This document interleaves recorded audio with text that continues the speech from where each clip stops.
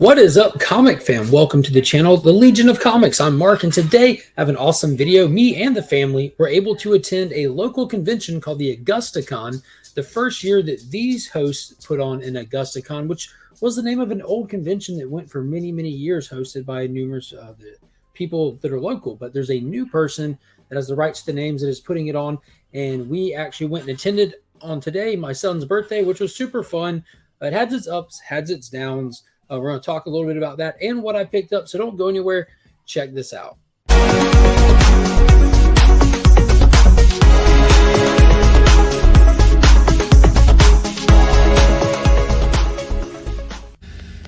We just pulled up at the Doubletree Hotel here in Augusta, whole family in tow. Finn, what are we doing? Going in. Going in where? The convention. The convention. We're about to go check out this Augusta Con. We haven't had an Augusta Con in a long time. New people setting it up, new people running it, so we're excited to see what it's all about. The most excited out of all of us is clearly Kyle. Let's see how this goes. Nice little line at open, which is definitely surprising. Wasn't sure how this would go. No matter what, it's a good day. I have found him. I have found Alan. He is here. That's not Alan. That's Lizzie. That's Lizzie. This is my baby. That's Alan's baby. He actually delivered that baby himself. It was hard. It's a decent sized little con. It's just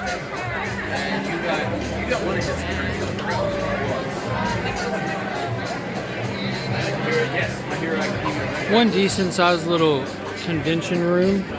Monkey has found her a little stuffed animal. See the little unicorn. Now she's hungry. Now she's real hungry. On my hand. Squeeze through. It's definitely crowded for a little space. We have these awesome dioramas here. Well, it's a resin. Yeah, 3D printed figures. This one's PLA. Yeah, I was gonna say but even I mean, I can tell it's PLA, but even your PLA is not bad. It's good. A lot of modern books, a lot of $2 and $3 bin books, stuff like that. No real banging Silver Age stuff or older stuff. But it's a cool little thing. Kids are done. Kids are definitely done. So we're about to head out, get some food. I did manage to find a couple of bangers, and yeah, I'll share those here in just a little bit. All right, we just left. Just left. Yeah, it was okay. Nothing great. Finn, what did you think of the little convention? Good. Good? Because I got a little caterpillar that turns into a seat. Do you want to go back? Yeah. Awesome. Let's go back. So the kids tuckered out at mealtime here. Yeah. And yeah, it was super packed. Not like with people, just there was not enough space for what they were doing. I'll give you some more thoughts on that when I'm not cell phone driving. Videos. As you see, there wasn't too much to it. The Doubletree Hotel is definitely a nice hotel here in the Augusta area. The room that they had rented out for it, it was a decent sized room, but it definitely was not big enough even for the size show that they had put on.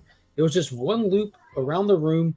It was jam-packed. There was nowhere really to move, to look through stuff. It was definitely uncomfortable standing at each of those little comic booths trying to flip through stuff. I took my book bag with me, and I carried the little, what are these called? Whatever these are called. I carried this with me in my book bag to pick up stuff and put in here.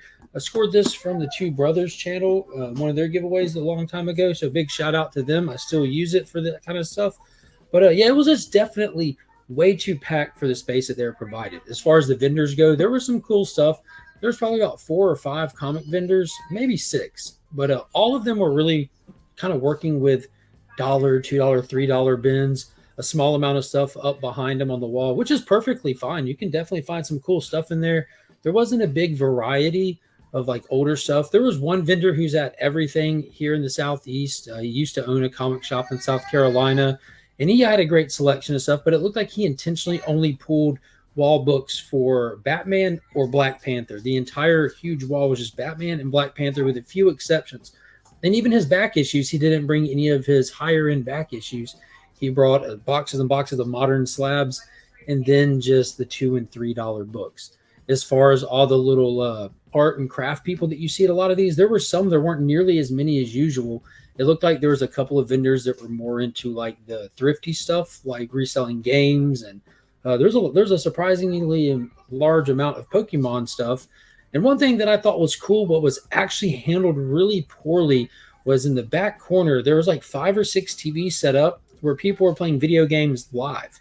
And it was up against the wall. They were up against it. And then there was like 2 rows of chairs sticking out and people standing around blocking everything in that area. Like, that was a great idea, but did not need to be taking place in the little corner of the con floor, stopping the flow of being able to walk around. And there was even a booth of comics over there that I couldn't even look in. I tried to, and people were just standing there looking over them at the video game stuff. And even with you trying to look, they wasn't registering like these comics are here to go through and be sold, not just to look over to watch video games. And it was, so I mean, it was a cool concept, but man, if this goes forward another year, there needs to be some restructuring, a bigger room, or moving stuff to different rooms. Like if you're selling stuff, why are you impeding it with people playing video games? I don't know. I mean, I don't put on cons, so I'm not going to pretend to know everything about that. That's just my thoughts on it. But I did run into a couple of vendors that I saw at the amazing Canacon, Yes We Canacon, that happened this year. And man, that was such a blast. I'm looking forward to doing that again, as well as looking forward to doing this one again if it happens again. Now, the difference between that one and this one, I would say my number one difference would be the kids. We took the kids to this one, and they look around really fast. Once they do a lap, they feel like they've seen it all, and they were good to go, ready to grab something and dip. So we really didn't have all the time in the world to sit there and dive through back issues. I kind of felt bad doing that while they're waiting. And I mean, we were only there for about probably an hour. And I mean, that's long enough. Now, I did get to meet the gentleman who's hosting the mini con. Like, see, I'm going to go and post this video on Monday. So Thursday, there's a little mini con before the premiere of Black Panther here in Augusta, where I will be set up and I will be running live streams from this event. And I cannot wait. It's going to be fun. And the gentleman who's the co-host of putting that on was there, so I was able to hang out and talk with him for a little while. I'm very excited about that. So if you're in the Augusta area, be sure to look up the Black Panther Red Carpet premiere event at Top Golf that kicks off at 5 p.m.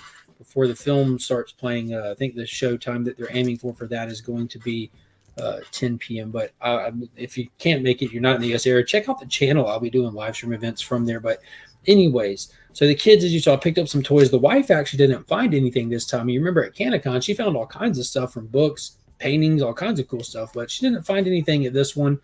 I found 4 books, all from the same vendor. And let's go ahead and hit it. First off, they're all little keys. This one, take it out of the bag for you. Big shout out to the Bearded Comic Bro. He put one of these up for sale at Comics Curing Cancer this year. I did not score it. She's that way. I'll put it back in a minute. So this is Star Slayer, the log of the Jolly Roger, issue number 2, which is the first appearance of the Rocketeer in comics. There's a 4-page mini story in the back of this, starring the Rocketeer. Huge Rocketeer fan, love the guy. If you follow the channel, you know, picked up and reviewed that most recent series, A Great Race, that they did at IDW, super fun. So I had to pick that up. It was a good deal from an awesome vendor. And then I picked up a complete set of these. Again, if you follow the channel, you might be catching a pattern here where I pick up Green Lantern keys when I find them. So we got issue 48. That's going to be the first appearance of Hal Jordan, who later becomes Earth's 3rd Green Lantern, or 4th if you count Guy Gardner, 5th if you count Alan Scott. He's up there. And so that was an awesome pickup. This is in super great shape. I love that cover. This is that tragic story where Hal Jordan absolutely loses his mind and starts killing all the different Green Lanterns to take their ring, to possess more power and bring back Coast City. It goes way south. There's issue 49, that iconic, just gorgeous cover. Man, that is pretty.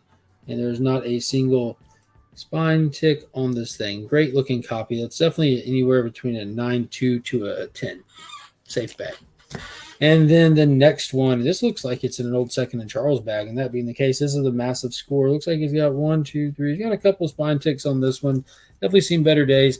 but had to get issue 50 with it. This is the first appearance of Parallax, where Hal goes full crazy. He actually kills Kilowog. He kills Sinestro.